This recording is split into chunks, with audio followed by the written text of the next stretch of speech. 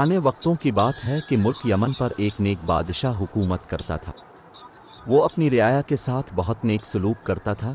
اس کی 4 بیٹیاں تھیں، جن میں سے ایک شہزادی بہت حسین تھی، جس کی خوبصورتی پر باقی شہزادیاں نفرت کرتی تھیں۔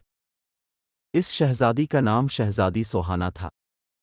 ایک دفعہ ان کا باپ کسی کام کی غرض سے بیرون ملک گیا۔ اس نے اپنی ساری بیٹیوں سے ان کی خواہشات پوچھیں۔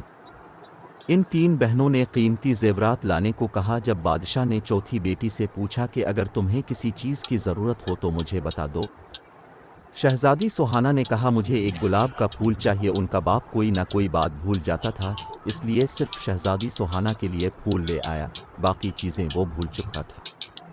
جب وہ گھر آیا تو شہزادیاں دادیاں دروازے پر کھڑی اپنے باپ کا انتظار کر رہی تھیں۔ جب ان کا باپ آیا تو صرف ایک پھول کے علاوہ اس کے پاس کوئی چیز نہ تھی۔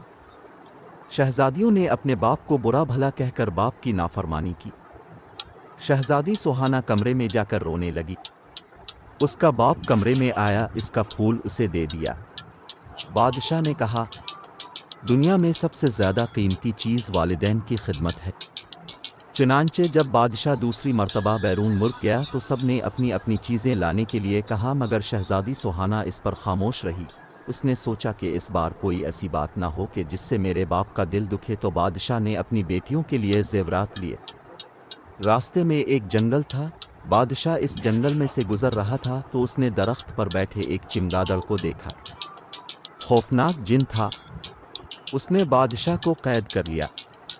ایک شہزادہ یہ سارا منظر دیکھ رہا تھا۔